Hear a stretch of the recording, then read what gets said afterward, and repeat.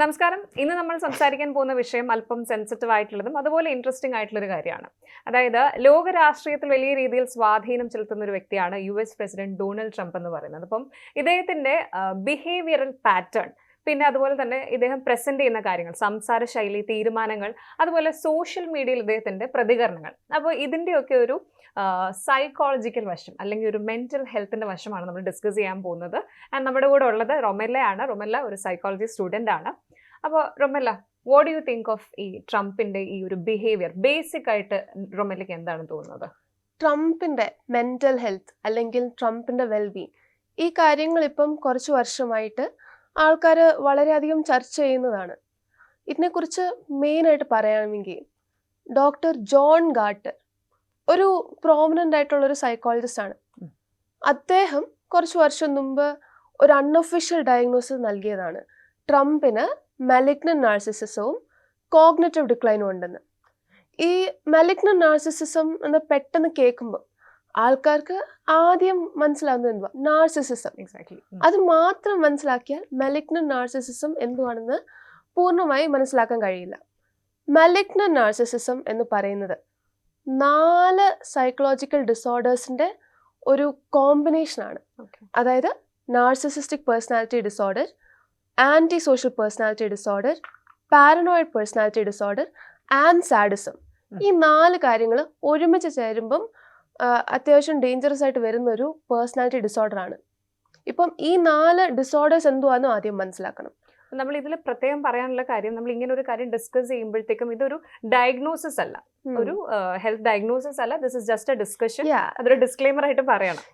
ഇത് ഒന്നും നമുക്ക് ഒരു ഗോൾഡ് വാട്ടർ റൂൾ പ്രകാരം ഒരു സൈക്കോളജിസ്റ്റ് നേരിട്ട് ഒരാളെ ഇന്റർവ്യൂ ചെയ്യാതെ അവരെ ഡയഗ്നോസ് ചെയ്യാൻ പറ്റത്തില്ല. ഇപ്പം ഡോക്ടർ ജോൺ ഗാർട്ടർ ഉൾപ്പെടെ ആൾക്കാർ പറയുന്നത് ഒരു അൺഒഫീഷ്യൽ ഡയഗ്നോസിസ് മാത്രമാണ്.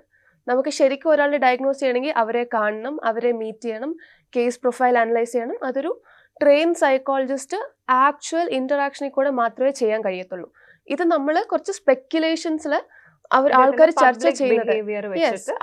ഇത് പലപ്പോഴും ആൾക്കാർ ചർച്ച ചെയ്യുന്ന ഒരു ടോപ്പിക് ആണല്ലോ. ചർച്ച ചെയ്യുമ്പം അവർ എന്തുവാണ് പറയുന്നത് എന്നുള്ളത് നമ്മൾ കൂടുതൽ വ്യക്തമായി മനസ്സിലാക്കാൻ നോക്കുകയാണ്. നാർസിസിസ്റ്റിക് പേഴ്സണാലിറ്റി ഡിസോർഡർ എന്ന് പറഞ്ഞാൽ സ്വയം സ്നേഹം മാത്രമല്ല, നമ്മളെ എല്ലാവരും പുകഴ്ത്തണം എന്നൊരാഗ്രഹം, മറ്റുള്ളവരെ സ്വാർത്ഥ ലാഭത്തിന് വേണ്ടി ഉപയോഗിക്കുക, പിന്നെ നമുക്ക് വളരെയേറെ പ്രാധാന്യം ഉണ്ടെന്നൊരു വിചാരം. ഇങ്ങനെ പല കാര്യങ്ങളും ഒരുമിച്ച് വരുമ്പോഴാണ് നാർസിസിസ്റ്റിക് പേഴ്സണാലിറ്റി ഡിസോർഡർ. അതായത് മറ്റുള്ളവർ അങ്ങനെ നമ്മളെ കാണണം എന്നുള്ള നിർബന്ധമുണ്ട്, നമ്മൾ സ്വയം അങ്ങനെയാണ് നമ്മളെ കാണുന്നത്. അതെ, അപ്പൊ നമ്മള് ഒരു വലിയ ആളാണ് എന്നുള്ളൊരു സ്വയം ഒരു വിചാരമുണ്ട്. സംഭവമാണ്. അതെ, അപ്പൊ ആ സംഭവം മറ്റുള്ളവരും വാലിഡേറ്റും ചെയ്യണം. അപ്പൊ റൊമെല്ല, ഈ അടുത്തിടയ്ക്ക് ട്രംപ് ഈ പീസ് പ്രൈസിനെ കുറിച്ച് കുറച്ച് കാര്യങ്ങൾ പറഞ്ഞിട്ടുണ്ടായിരുന്നു. അതായത് നമ്മുടെ ഇന്ത്യ പാകിസ്ഥാൻ വാർ ഉൾപ്പെടെ ഇദ്ദേഹമാണ് നിർത്തിയതെന്നും, അല്ലെങ്കിൽ അതിന്റെ ഒരു വലിയ ഫാക്ടർ പുള്ളി ആയിരുന്നു എന്ന് പറഞ്ഞ് പുള്ളിക്ക് പീസ് പ്രൈസിന് വേണ്ടി പുള്ളി സ്വന്തമായിട്ട് പുഷ് ചെയ്യുന്നതിന്റെ ഒരു സീൻ നമ്മൾ കണ്ടിരുന്നു. അപ്പൊ അതിനെ നമുക്ക് എങ്ങനെ ക്ലാസിഫൈ ചെയ്യാം? ഇതൊരു നല്ല ഉദാഹരണമാണ്. ഇപ്പം ഞാൻ 8 യുദ്ധങ്ങൾ അവസാനിപ്പിച്ചു, അതിന് എനിക്കൊരു നൊബേൽ സമ്മാനം തരണം എന്ന് പറയുന്നത് നമ്മളെ മറ്റുള്ളവർ പുകഴ്ത്തണം എന്നുള്ളൊരു ചിന്തയാണ്. അപ്പം ഞാൻ ഇങ്ങനെ ഒരു കാര്യം ചെയ്തു, ഞാൻ നല്ലൊരു കാര്യം ചെയ്തു, ഞാൻ അതിനൊരു മഹാനാണ്, അതിനനുസരിച്ച് എനിക്ക് അതിനുള്ള അക്സെപ്റ്റൻസ് വേണം. അപ്പം ഇതൊരു നല്ല എക്സാമ്പിളാണ്. ഇത് മാത്രമല്ല, കുറച്ചുകൂടെ റീസെൻ്റ് ആയിട്ട് എക്സ്പോസ്റ്റില് ട്രംപ് യേശു ക്രിസ്തുവായി ചിത്രീകരിച്ചത്, അത് വേറൊരു ഉദാഹരണമാണ്. അതും എനിക്ക് പ്രശംസ വേണം, അല്ലെങ്കിൽ ഞാൻ ഒരു വളരെ ഇമ്പോർട്ടന്റ് ആയിട്ടുള്ള ഒരാളാണ് എന്ന് നമ്മള് ലോകത്തിനെ ക്യൂർ ചെയ്യുന്നുണ്ട് എന്നുള്ള ഒരു രീതിയിലാണ് ആ ഒരു പോസ്റ്റ് വന്നിരുന്നത്. അതും ഒരു നാർസിസിസ്റ്റിക് പേഴ്സണാലിറ്റി ഡിസോർഡറിന്റെ സെൻട്രൽ ആയിട്ടുള്ള ഒരു ട്രേറ്റ് ആണ്. പിന്നെ അടുത്തതായിട്ട് വരുന്നത് ആന്റി സോഷ്യൽ പേഴ്സണാലിറ്റി ഡിസോർഡർ അല്ലെങ്കിൽ APD. ഇതിനെ നമ്മൾ കോമൺ ആയിട്ട് സോഷ്യോപതി എന്ന് വിളിക്കത്തില്ലേ? സോഷ്യോപതി എന്ന് നിങ്ങൾ കേട്ടിട്ടുണ്ടായിരിക്കും. സോഷ്യോപതി അല്ലെങ്കിൽ ആന്റി സോഷ്യൽ പേഴ്സണാലിറ്റി ഡിസോർഡറിന്റെ മെയിൻ കുറച്ച് സിംറ്റംസ് ആയിട്ട് വരുന്നത് ശരി തെറ്റ് അവഗണിക്കുക. എന്തുവാണെന്ന് അറിയായിരിക്കും, എന്നാലും അതിനെ അവഗണിക്കുക. അതായത് ഇത് കള്ളം പറയുന്നതുമായിട്ട് നമുക്ക് കമ്പയർ ചെയ്യാൻ പറ്റുമോ? അതായത് നമ്മൾ പറയുന്നത് സത്യമാണോ കള്ളമാണോ എന്നുള്ളത് നമുക്കറിയാം, പക്ഷെ പുറമെ എക്സ്പ്രസ് ചെയ്യുന്ന വേറെ രീതിയിലാണ്. ഇപ്പം സോഷ്യോപതി ഉള്ളവരുടെ ഒരു ട്രേറ്റ് ആണ്. ഇപ്പം നമ്മൾ മറ്റുള്ളവർ കാണുമ്പം ശരിയാണ് പറയുന്നതെന്ന് തോന്നിക്കാം. അതായത് വേറൊരു രീതിയിൽ പ്രിറ്റൻഡ് ചെയ്യും. പിന്നെ നമ്മുടെ റെസ്പോൺസിബിലിറ്റീസിനെ അവഗണിക്കുക, പിന്നെ ചിന്തിക്കാതെ ചാടിക്കേറി തീരുമാനങ്ങൾ എടുക്കുക, ഇമ്പൾസിവിറ്റി, പിന്നെ ക്രിമിനൽ ആക്ട്സിൽ എൻഗേജ് ചെയ്യാൻ കൂടുതൽ സാധ്യത ഉണ്ടാകുക. ഇതൊക്കെ ആന്റി സോഷ്യൽ പേഴ്സണാലിറ്റി ഡിസോർഡറിന്റെ ഒരു ട്രേറ്റ് ആണ്. ഇതിൻ്റെ അകത്ത് എംപതി ഇല്ലായ്മ, മറ്റുള്ളവരെ ഉപദ്രവിക്കുമ്പം കുറ്റബോധം ഇല്ലായ്മ. ഇറാന്റെ കേസ് ഇപ്പൊ എടുത്താൽ കുറച്ചു നാൾ മുമ്പ് ട്രംപ് എക്സ്പോസിലൂടെ പറഞ്ഞു, ഇറാൻ ഒരു ഡീലിൽ എത്തിയില്ലെങ്കിൽ ഇറാനിയൻ ജനതയെ മുഴുവനായി ട്രംപ് ഇല്ലാണ്ടാക്കും, നശിപ്പിക്കും. ഇത് ഒരു കുറ്റബോധമില്ലായ്മ, സ്വന്തം ഒരു ആവശ്യത്തിന് വേണ്ടി മറ്റുള്ളവരെ ഉപദ്രവിക്കുക, അതിലൊരു തെറ്റും തോന്നുന്നില്ല. യെസ്, ഇപ്പം സോഷ്യോപതിയിൽ വരുന്നതാണ് കൂടുതൽ ക്രിമിനൽ ആക്ട്സിൽ എൻഗേജ് ചെയ്യാൻ സാധ്യതയുള്ളത്. അപ്പം ഇത് ഒരു ഉദാഹരണമായി കാണാൻ പറ്റും.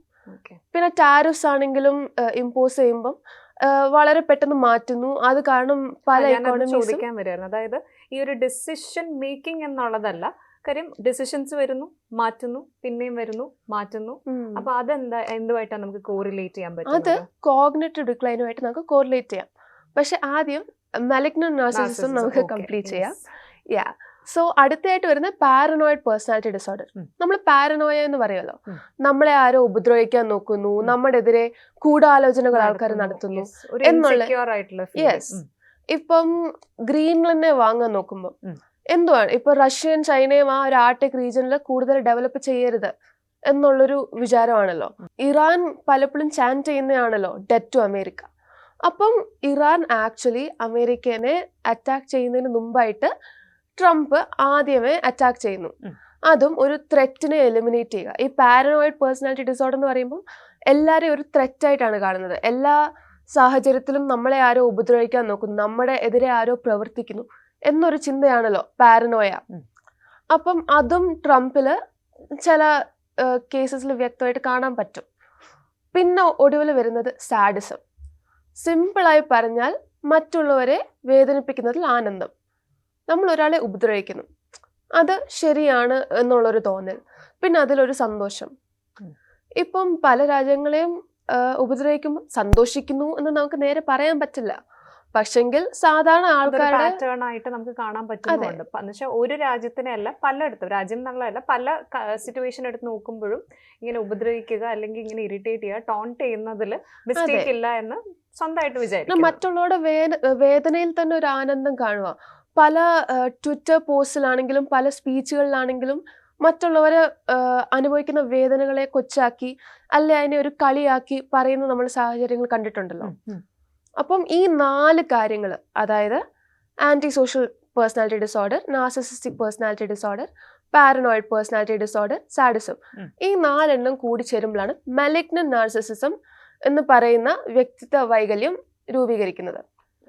ഇതാണ് മെയിൻ ആയിട്ട് ഡോക്ടർ ജോൺ ഗാർട്ടർ പറഞ്ഞ ഡയഗ്നോസിസ്. അപ്പം നമുക്ക് ഇതിന്റെ ഒരു സിംറ്റംസ് ഒക്കെ കേൾക്കുമ്പം കുറച്ചുകൂടെ വ്യക്തമായിട്ട് ഉദ്ദേശിക്കുന്നത് എന്തുവാന്ന് മനസ്സിലാവും. അതായത് സ്വയം സ്നേഹം മാത്രമല്ല, ഇങ്ങനെ വേറെ കാര്യങ്ങളുണ്ട്. മറ്റുള്ളവരെ വേദനിപ്പിക്കുന്നതിൽ സന്തോഷം, കുറ്റബോധമില്ലായ്മ, തെറ്റും ശരിയും പരിഗണിക്കാത്തത്. അപ്പം അടുത്തതായിട്ട് നമ്മൾ നോക്കുന്നത്, നേരത്തെ എന്നോട് ചോദിച്ചല്ലോ ഈ ഡിസിഷൻസിലെ ഇൻകൺസിസ്റ്റൻസി. കോഗ്നിറ്റീവ് ഡിക്ലൈൻ എന്ന് പറയുന്നത് ഡിമെൻഷ്യന്റെ ഒരു ഭാഗമാണ്. ഡിമെൻഷ്യ അതായത് നമ്മൾ പ്രായത്തിനനുസരിച്ച് നമ്മുടെ ചിന്താശേഷി, ഓർമ്മ എന്ന കാര്യങ്ങൾ കുറച്ച് ഡിക്ലൈൻ വരും. അതിന് കോഗ്നിറ്റീവ് ഡിക്ലൈൻ അല്ലെ ഭൗതിക തകർച്ച എന്ന് പറയും. റീസെന്റ് ആയിട്ട് ഒരു പോൾ നടത്തിയിട്ടുണ്ടായിരുന്നു US-ൽ. അതില് 48% അമേരിക്കക്കാരും വിശ്വസിക്കുന്നുണ്ട് ട്രംപിന് ഭൗതിക തകർച്ച ഉണ്ടെന്ന്. ഇതും ഒരു പ്രോപ്പർ ഡയഗ്നോസിസ് അല്ല. എന്നാൽ ഇത്രയും ആൾക്കാർ വിശ്വസിക്കുന്നുണ്ട് എന്തോ ഒരു പ്രശ്നമുണ്ടെന്ന്. നമ്മളിത് എടുത്തു നോക്കുവാണെങ്കിൽ ആദ്യത്തെ ഭരണകാലത്ത് 70-ാം വയസ്സിൽ ട്രംപ് തുടങ്ങിയതാണ്. ആ സമയത്ത് വെച്ച് നമ്മൾ കമ്പയർ ചെയ്ത് നോക്കുവാണെങ്കിൽ 78-ാം വയസ്സിൽ തുടങ്ങിയ 2ാം ഭരണകാലത്ത് പല ഡിസിഷൻസിലും ഇൻകൺസിസ്റ്റൻസീസ്. ഒന്നാമത് ഇറാനിന് കൊടുക്കുന്ന ഡെഡ് ലൈൻ, ഇന്ന ദിവസത്തിന് മുമ്പ് ഒരു ഡീൽ വരണം, അത് പിന്നെയും മാറ്റി, അടുത്ത ദിവസം ഇന്ന ദിവസത്തിന് മുമ്പ് ഒരു ഡീൽ വരണം. അത് സ്ഥിരമായി ട്രംപ് മാറ്റുന്നുണ്ട്. അതുപോലെ തന്നെ ടാരിഫിന്റെ കേസസിലും ഇതുപോലെ അതെ, ടാരിഫ്സ് ആണെങ്കിലും ഈവൻ ദോ അത് ബെനിഫിഷ്യൽ ആണെങ്കിൽ പോലും അങ്ങനെ ഒരു പറഞ്ഞ കാര്യത്തിൽ ഉറച്ചു നിൽക്കാത്ത ഒരു പറഞ്ഞ കാര്യത്തിൽ ഉറച്ചു നിൽക്കാതെ ഇൻകൺസിസ്റ്റന്റ് ആയിട്ട് ടാരിഫ്സ് ഇമ്പോസ് ചെയ്യുന്നു. ഈ ഒരു ഇൻകൺസിസ്റ്റൻസി എന്ന് പറയുമ്പം ഒരു കോഗ്നിറ്റീവ് ഡിക്ലൈൻ്റെ ഒരു സൈനായിട്ട് വേണമെങ്കിൽ കാണാം. കാരണം കഴിഞ്ഞ ഭരണകാലത്ത് ഇത്രയും വലിയൊരു ഇൻകൺസിസ്റ്റൻസി നമ്മൾ കാണുന്നില്ല.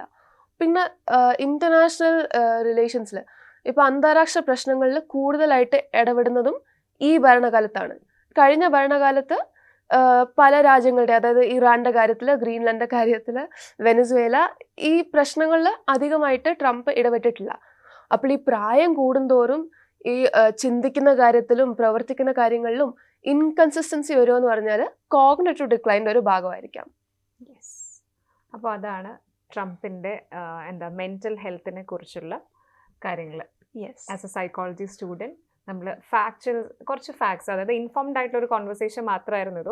ആൻഡ് നമുക്ക് ഇതിനെ ഒരു ഡയഗ്നോസിസ് ആയിട്ട്, ഒന്നും കൂടെ പറയുകയാണെങ്കിൽ ഇതൊരു ഡയഗ്നോസിസ് അല്ല, ദിസ് ഇസ് ജസ്റ്റ് ഒരു ഡിസ്കഷൻ. പബ്ലിക്കായിട്ട് കാണുന്ന അദ്ദേഹത്തിൻ്റെ ബിഹേവിയറൽ പാറ്റേൺസ്, ലീഡർഷിപ്പ് സ്റ്റൈൽ, കാര്യം ഏറ്റവും ഇമ്പോർട്ടൻ്റ് ആയിട്ട് നമ്മൾ കാണേണ്ടത് അത് തന്നെയാണ്. കാര്യം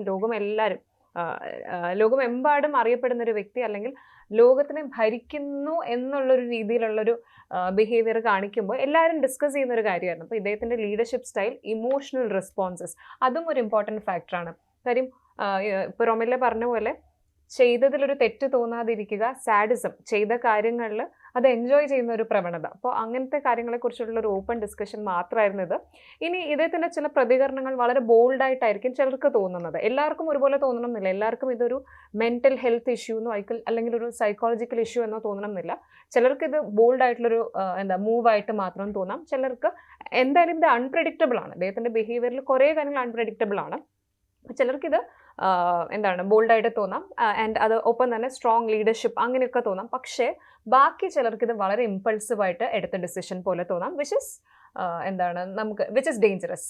അപ്പോൾ ഒരു ആലോചിച്ച് ചെയ്യേണ്ട കാര്യത്തിന് വളരെ ഇമ്പൾസീവായിട്ട് എടുക്കുമ്പോഴത്തേക്ക് അത് അനുഭവിക്കേണ്ടി വരുന്ന ബാക്കിയുള്ളവരായിരിക്കും. ആൻഡ് എഗെയിൻ അതിൽ ഇദ്ദേഹത്തിന് വേറെ ബുദ്ധിമുട്ടൊന്നും പുള്ളിക്ക് തോന്നുന്നില്ല. അപ്പോൾ അങ്ങനെയുള്ള കാര്യങ്ങൾ മാത്രം വെച്ച് നമ്മൾ ഡിസ്കസ് ചെയ്ത കാര്യങ്ങളായിരുന്നു. Thank you so much.